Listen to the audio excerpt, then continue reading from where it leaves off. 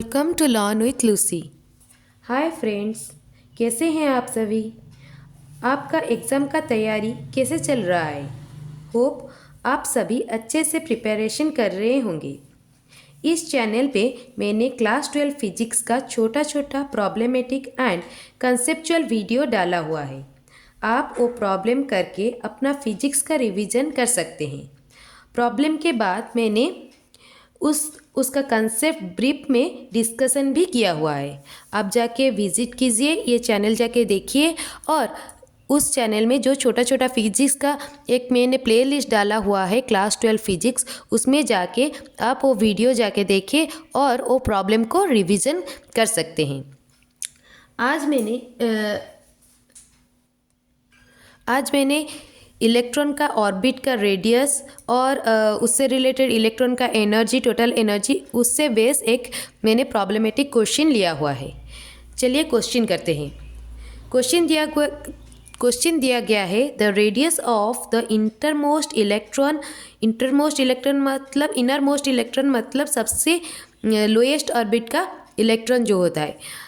Electron of the hydrogen atom is 5.3 into 10 to the power minus 11 meter. Calculate its radius in n equals to 2 orbit. मतलब second orbit में अगर electron रहेगा तो उसका radius कितना होगा, उस ऑर्बिट का रेडियस कितना होगा। तो इनर मोस्ट मतलब n इक्वल्स टू 1 का ऑर्बिट का रेडियस दिया गया है 5.3 into 10 to the power minus 11 metre. तो R1 दिया गया है 5.3 into 10 to the power minus 11 metre, ठीक है। और हमें पता है कि अकॉर्डिंग टू बोर्स रेडियस के हिसाब से उसका रेडियस कितना होगा, nth ऑर्बिट का रेडियस होगा n स्क्वायर R1। ये वाला फॉर्मूला आपको याद रखना है, n स्क्वायर R1, ठीक है, n स्क्वायर R1। और ये वाला मैंने रेडियस ऑफ द ऑर्बिट एक वीडियो मैंने डाला हुआ है, उससे जाके आप देख सकते हैं ये कैसे निकला है, ठीक है दोस्तों। R2 के लिए हमें निकालना है, तो इसमें n इक्वल्स टू कितना हो जाएगा, 2 हो जाएगा। तो हमारा ये क्या हो जाएगा ना, 2 का square into 5.3 into 10 to the power minus 11। तो ये क्या हो जाएगा ना, 2.12 into 10 to the power minus 10 metre. ये हो गया सेकेंड ऑर्बिट का रेडियस। देन नेक्स्ट क्वेश्चन आया है the total energy of the electron in the second excited state of the hydrogen atom. तो टोटल एनर्जी कितना होगा, कौन से स्टेट में, सेकेंड एक्साइटेड स्टेट में, मतलब ऑर्बिट नंबर 2 में। सेकेंड एक्साइटेड स्टेट मतलब ऑर्बिट नंबर 2 में हाइड्रोजन एटम का टोटल इलेक्ट्रॉन है -1.51 electronvolt. Find its kinetic energy and potential energy. तो उसका kinetic energy and potential energy हमें निकालना है। तो एनर्जी सेकेंड एक्साइटेड ऑर्बिट का एनर्जी दिया गया है -1.51 इलेक्ट्रोवोल्ट। और काइनेटिक एनर्जी क्या होता है, माइनस ऑफ टोटल एनर्जी। तो माइनस ऑफ टोटल एनर्जी, तो काइनेटिक एनर्जी कितना आ जाएगा, -1.51 इलेक्ट्रोवोल्ट, दैट इज 1.51 इलेक्ट्रोवोल्ट। तो ये हो गया काइनेटिक एनर्जी। और पोटेंशियल एनर्जी जो होता है, वो क्या होता है ना, -2 of kinetic energy, that is -2 into 1.51, that is -3.02 electronvolt. तो हमें कौन सा फॉर्मूला याद रखना है, एक है kinetic energy is equals to minus of total energy, और एक है potential energy is equals to minus of 2 kinetic energy. और एक भी याद रखना है, total energy is equals to kinetic energy plus potential energy, ठीक है। ये इतना ही, मतलब प्रॉब्लमेटिक के लिए इतना ही याद रखना है। तो ये वाला फॉर्मूला कैसे आया मैंने दूसरे वीडियो में डाला हुआ है, फिर भी मैं अभी थोड़ा ब्रीफ में इसका कंसेप्ट अभी बता रही हूँ। लेट आपको मतलब फार्मूला याद नहीं है तो आप कैसे मतलब करेंगे, ये सब याद नहीं है या फिर कन्फ्यूजन में है कि क्या है, डायरेक्टली प्रोपोर्शनल टू n है या फिर n स्क्वायर है। तो इसके लिए आप लोग क्या करेंगे, तो जब एक इलेक्ट्रॉन एक सर्कुलर पाथ में रोटेट करता है तो फिर वो किसके भरोसे रोटेट करता है ना, एक कोई भी एक ऑब्जेक्ट अगर सर्कुलर पाथ में रोटेट करता है उसमें कौन सा वाला फोर्स अप्लाई होता है ना, सेंट्रीपेटल फोर्स अप्लाई होता है। कोई भी फोर्स हो वो कितना होता है, मास इंटू एक्सेलरेशन होता है। तो वही सेंट्रीपेटल फोर्स का भी क्या होगा, मास इंटू एक्सेलरेशन होगा। एक्सेलरेशन कितना होता है सेंट्रीपेटल फोर्स का, वी स्क्वायर बाय आर। ये भी अगर याद नहीं है इसको भी हम लोग डिराइव कर सकते हैं, इसका भी मैंने एक वीडियो डाला हुआ है, मैं अभी भी बता दूंगी। ठीक है, तो ये वाला हो गया centripetal force of acceleration, M V square by R. ठीक है, उसके बाद इसके साथ ये सेंट्रीपेटल फोर्स ऑफ अट्रैक्शन क्या होगा ना, जबकि एक ऑर्बिट में इलेक्ट्रॉन है तो फिर इलेक्ट्रॉन के साथ साथ एक न्यूक्लियस भी है, तो दोनों के बीच में इलेक्ट्रोस्टैटिक फोर्स ऑफ अट्रैक्शन होता है, तो उसके साथ इक्वल होता है। तो फिर electrostatic force of attraction according to Coulomb's law अगर आप अप्लाई करेंगे तो कुलम्स लॉ कितना होता है, 1/4πε0 Q1 Q2 divided by R square. Q1 कितना हो गया ना, ZE into E divided by R square, मतलब आर स्क्वायर। तो ये हो गया, तो हमारा ये इसमें से कितना निकलेगा, आर स्क्वायर कैंसिल हो जाएगा, ये आर और ये स्क्वायर कैंसिल हो जाएगा, तो ये कितना हो गया ना 1/4πε0 into ZE square by R. ठीक है, तो ये इतना आ गया, तो उससे क्या निकलेगा ना, एम भी आर, हमें एम भी आर कर लेंगे तो 1/4πε0 into ZE square by V. ठीक है, एक वी इधर आ जाएगा, तो ये एक आ गया।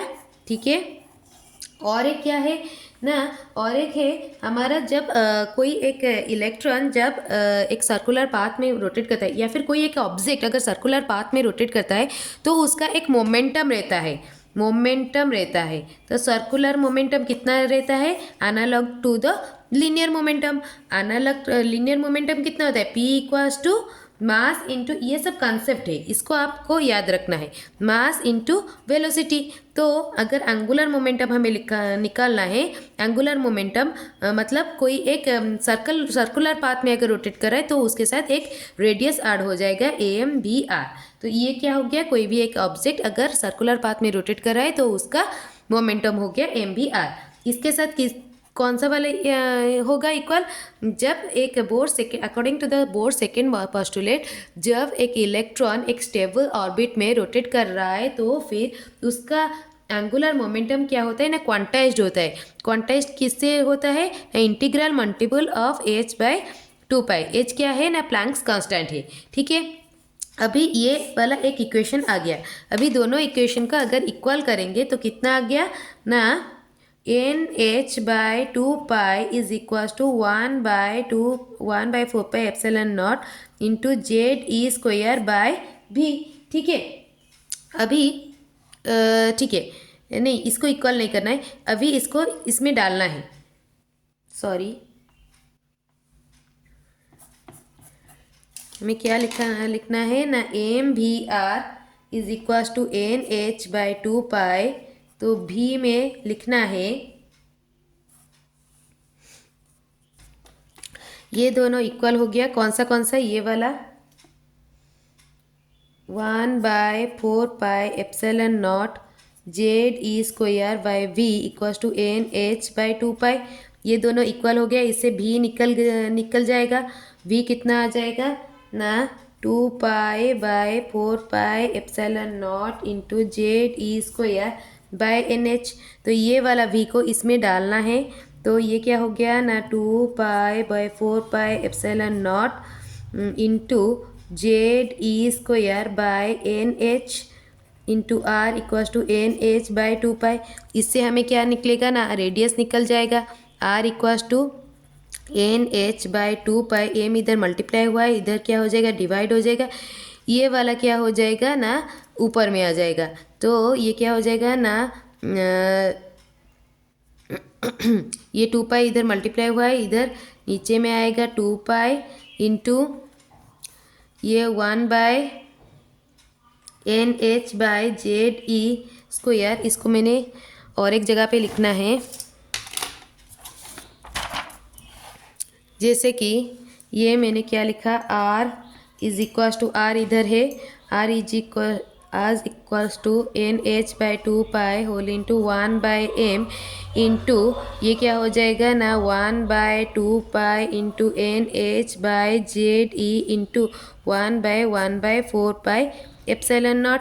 तो आर इसमें से आ गया क्या N square H square divided by 4 pi square M into Z E square into 1/4 pi epsilon naught. 4 cancel हो जाएगा, पाई पाई स्क्वायर कैंसिल हो जाएगा। तो ये क्या हो गया R equals to N square H square epsilon naught divided by pi M Z E square. ठीक है, ये रेडियस आ गया। तो इसमें से क्या पता चल रहा है R is directly proportional to N square. इसमें से पता चल रहा है R is directly proportional to N square. R is directly proportional to N square. ठीक है, ये वाला इसीलिए R N equals to N square R1। ठीक है, तो जब भी अगर एन इक्वल्स टू 1 2 3 इसके लिए हमारा रेडियस कितना हो जाएगा, रेडियस हो जाएगा 1:4:9:16 ऐसे रहेगा। ठीक है, वैसे ही काइनेटिक एनर्जी और पोटेंशियल एनर्जी हम लोग कैसे निकालेंगे ना, वैसे ही पूरा जैसे इसको ऐसे निकाला था mv²/r = 1/4 एप्सिलॉन जेड स्क्वायर/r, इसी से ही निकलेगा, सब इसी से ही निकलता है। तो इसी को ही लिखना है mv²/r = 1/4 एप्सिलॉन जेड स्क्वायर/r²। यही से ही सब कुछ मतलब क्या होता है ना डिराइव होता है। ये क्या हो जाएगा ना, इसके साथ साथ काइनेटिक एनर्जी हाँ तो हाँ तो r², तो ये क्या हो जाएगा ना एम भी, हाँ तो इधर से आ गया mv² = 1/4 एप्सिलॉन जेड स्क्वायर/r। तो इतना आ गया। तो काइनेटिक एनर्जी हमारा कितना होता है ना, हाफ mv² होता है। तो हाफ अगर हो जाएगा तो ये क्या हो जाएगा ना जेड स्क्वायर/8 एप्सिलॉन नॉट r। तो हम लोग इधर r पे इसका वैल्यू भी डाल सकते हैं। ठीक है, अगर इसका वैल्यू अगर हम लोग डाल देंगे तो कितना हो जाएगा, kinetic energy is equals to r का वैल्यू, अगर ये वाला r का वैल्यू अगर डाल देंगे तो काइनेटिक एनर्जी हो जाएगा mz² e⁴ divided by 8 epsilon not square h²/1/n²। तो हमारा काइनेटिक एनर्जी इतना आ गया। तो उसके बाद पोटेंशियल एनर्जी कितना होता है, पोटेंशियल एनर्जी का फॉर्मूला डालना है 1/4 एप्सिलॉन नॉट Q1 Q2 कितना है -e divided by distance 1/r। तो ये क्या हो गया -ZE²/4 एप्सिलॉन नॉट r। ठीक है, इतना आ गया। फिर r के जगह पे हम लोग क्या कर सकते हैं, वैल्यू डाल सकते हैं। तो total energy is equals to कितना होता है KE + PE। तो KE कितना है ZE²/8 epsilon naught r minus ZE²/4 epsilon naught r। तो अभी इतना कितना हो गया, total energy is equals to -ZE²/8 epsilon naught r।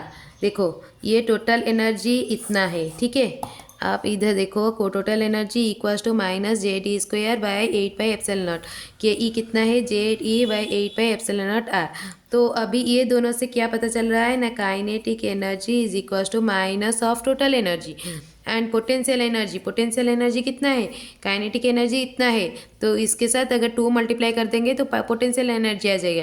तो क्या हो जाएगा, potential energy is equals to -2 of kinetic energy. हो गया।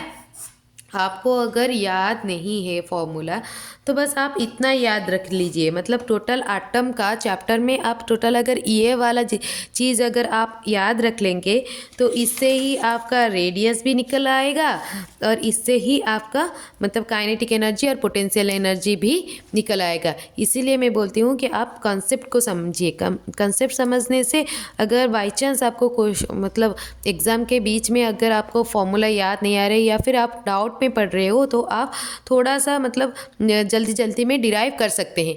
अगर आप डेरिवेशन बार बार प्रैक्टिस किए हो तभी आपको होगा, कंसेप्ट अगर याद है तभी होगा। फ्रेंड्स, अगर मेरा वीडियो आपको पसंद आया please like share and subscribe my channel, share it more to the class 12 students so that they will also be beneficial and practiced from my channel, and thank you so much for watching.